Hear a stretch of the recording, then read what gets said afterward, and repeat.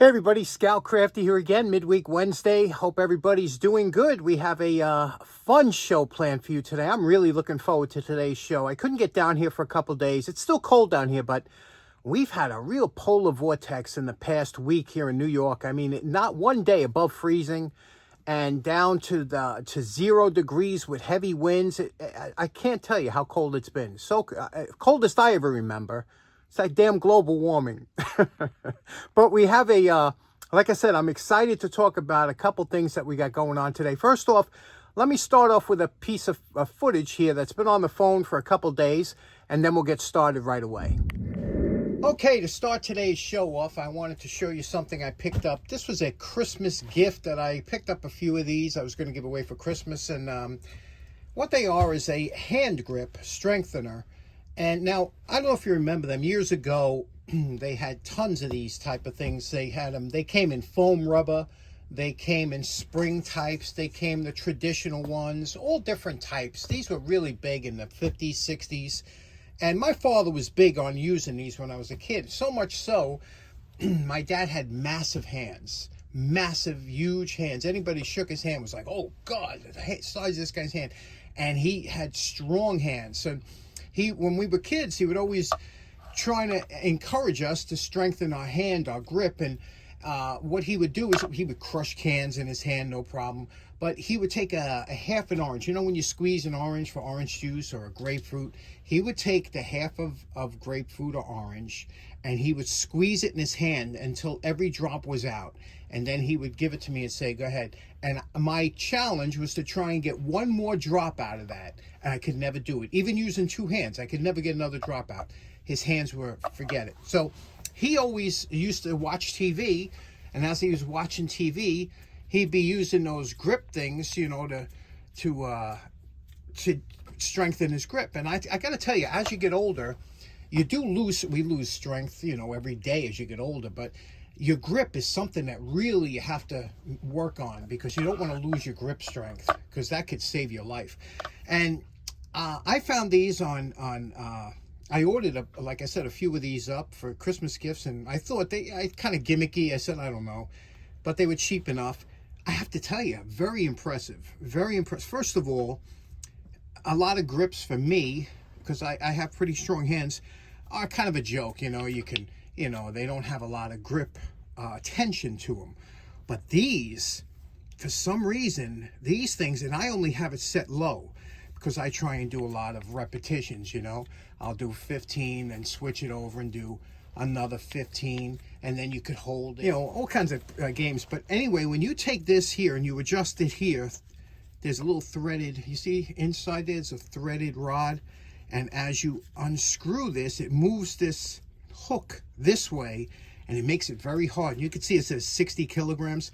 When you have that maxed out, that is really hard, really, really hard. So you're not going to outgrow these, that's for sure.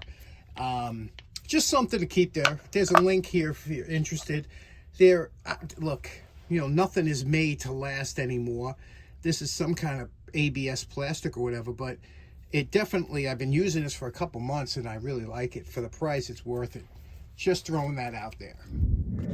Okay, you remember last week we did Tom's Great McKay fan? Well, I told you that you should get one of these sets, and I said, you know something, I should get another one, because I have assorted. I don't have every size from bottom up. I just got a bunch of assorted. So I went out and bought, this was $7.99 on Amazon. This is a really nice set. Let me open it up and we'll take a look together at what's inside this set screw. Okay, here we go. Inside, and again, $7.99. It's amazing. This could get you out of a bind, and eventually you're going to need a set screw. And it's nice. It's got the different lengths. It's got metric and standard, and it comes with the hex keys to drive them all. So there you go. You have, and this is the sizes that come with this particular set. I'll show you the link here. What a nice little set. Definitely worth it to have, because you don't need it until you need it. You know what that's like, right? So there we go. Okay, next up, you remember last week we did this beautiful American Beauty soldering iron. And it was just a great iron. Came with the stand. American Beauty and Hexagon are two great companies to make the bigger irons. And the reason I am collecting the bigger irons is I plan to get into sheet metal work sometime coming up this year. I've always wanted to do sheet metal work. I've been studying it. I've been practicing it. So I'm going to be starting to introduce that into the channel. But what we have here is, this is that American Beauty we just went over. It works great, right? So I've been browsing eBay, you know, a little bit of retail therapy. And I saw this American Beauty one that was on there. It was $12.50 I got this thing for, plus $7 something shipping. I get the box today. Check this out. I was not expecting this, okay? Check it out. Let me show you what's in here. Check this out. Now, it didn't say the wattage, so, and the pictures were kind of iffy to see, but look at the size of this monster. Here's the big one that I had from last week, and look how that compares. Look at the barrel on here. This thing is huge, weighs a ton. And this is the big ones. These things are crazy money. And this is just what I've been looking for. Again, it's not useful for a lot of things, but if you're the kind of guy that likes big soldering irons, this is your cat's pajamas. The only problem is, look at this. Now, first of all, I heard that this wire has some asbestos in it. You have to be careful. So not a good idea to be messing with it, breathing it in. But you can see that the cord is a little bit frayed. Probably not something you'd want to plug in without having your... Can you see that? Two bare wires on each side. Not something you want to plug in without having your circuit breakers in order. But if this thing works, then forget it. Then this is the buy of the century. These things are crazy money. I can't tell you how big this monster is. So what do you say we clean it up, see if it works, and see what we can do about the cord. Okay, so the first thing we're going to do is I'm going to put an end on, see if the thing works, okay? This was sent over by Carrie Cersei, and what's nice about this is a heavy-duty Leviton plug, easy to hook up. And again, what's nice about it is, even though it's a 3-prong and we're only using 2 prongs, it's just that very quick and easy to get in. So let's put this in just to see if this thing works. We can always switch this off to a heavy-duty 2-prong if I find it. Usually the heavy-duty ones are usually 3-prong. So we're going to cut it and put it through, and I'll show you. The first thing you do is look for a pair of polished channel lock 437s. It's important to get a polished pair if you could find one. And then we'll just snip this off like that. And then what we'll do, you don't have to worry, there's no polarity. So all you have to do now is just strip this back, make sure these wires are good, and put them through here, just like this. Very easy to do. And then we will put them on here. But before we do, we're going to put a little heat shrink around here because, you know, kind of like a, what do they call it? When it bangs around like that. Okay, so now we strip back the wires. I believe that this white material here, I believe this is the asbestos. Probably the best thing to do is to cut the whole cord up and just go with a new heat-resistant rubberized one. However, you know, what I'm going to do is I'm taping it up here. Okay, then I'm going to put some heat shrink over it. This will all be encased afterwards.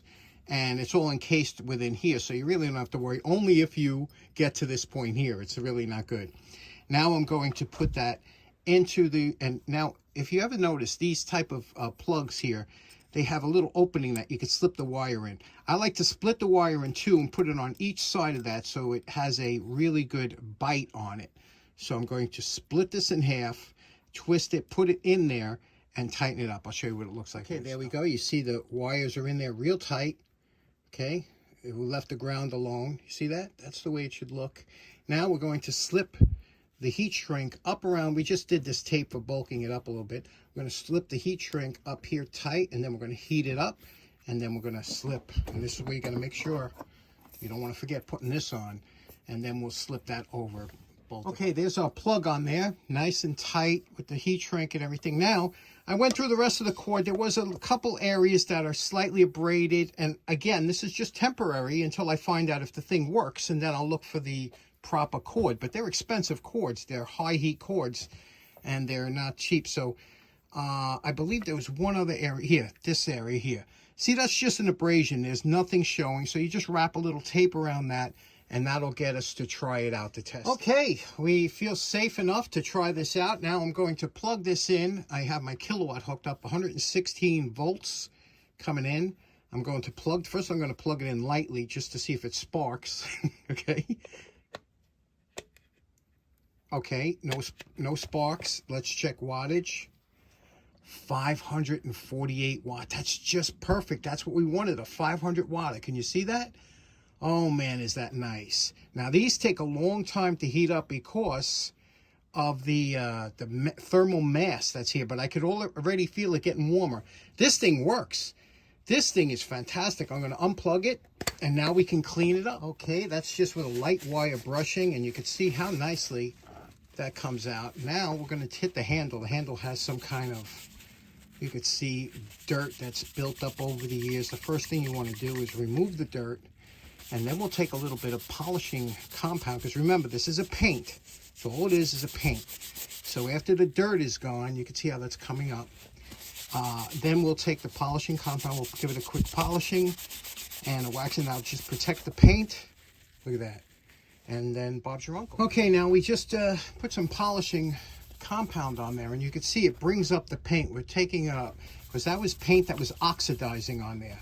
Regardless of what's underneath the paint, you treat paint as paint, whether it's metal or wood underneath. So now what we're going to do is we're going to buff this out, and then that'll give it a nice sheen. Now we put a shine on it with wax. You could use any type of automotive wax you want. I'm using Meguiar's cleaner wax, only because I have a little bit of excess of it. And when you do this, you'll bring up a little black. You'll see that because that's the cleaner in this wax doing its job. And you just buff this in and then work it in a couple coats and then buff it off with a dry cloth, and it should look nice. That's wiping it with the wax. Now the wax is somewhat dry, and then the paper towel buffing.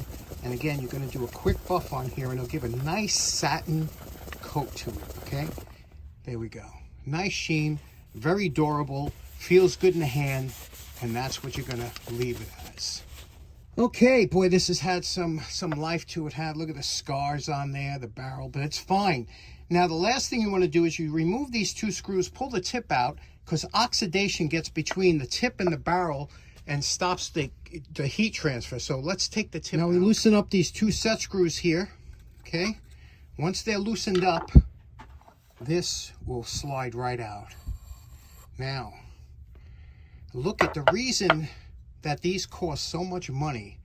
This is a solid piece of copper, first of all, and then it's plated. These are big money, the tips, so you don't want to ruin this tip, but you can clean it. Just a little wire brush and go over here, and the same thing with inside the barrel. It's a little bit rusty there. I have the perfect brush for that, and then we'll put it back together. Okay, we cleaned up the tip. Now we polished it. You can see here just lightly, but this is the way it would come, really shiny from the factory, but this is about the best you're going to get it afterwards. Nothing really abrasive, just a light wire brushing and polish it to get off any of that rust and oxidation, because that'll stop the heat transfer. Now, pro tip here, you see these set screws. Remove your set screws from the casing, because I've seen these get jammed in and stuck in there because of the heat cycles.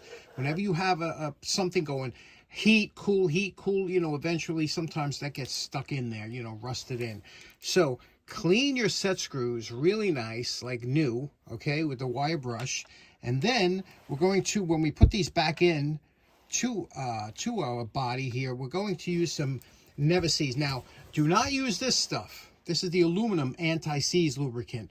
This is only good for things that do not get hot. Never use this on anything that gets hot. When things get hot, you have to use the copper stuff. And the copper stuff looks like that. Gunky, right? Just take just a very little bit, put it on a Q-tip and put it on the inside here, and then you could screw your things down. You don't have to worry about them coming out. Once you have your threads lightly coated with the copper Never-Seize, this is where these come in handy, you know, your screw retaining screwdrivers. Just put that in, run it through, and then just take a piece of paper towel, make sure that nothing comes through on the other side, and you're good to go. To do the inside of the barrel, we have this is a soft wire brush here, very soft. We're just going to go in, make sure that's nice and clean, put on the end of a drill. I cut the ends off here. They usually come with a loop. I cut the loop off there, put it into a cordless drill and feed it in this way.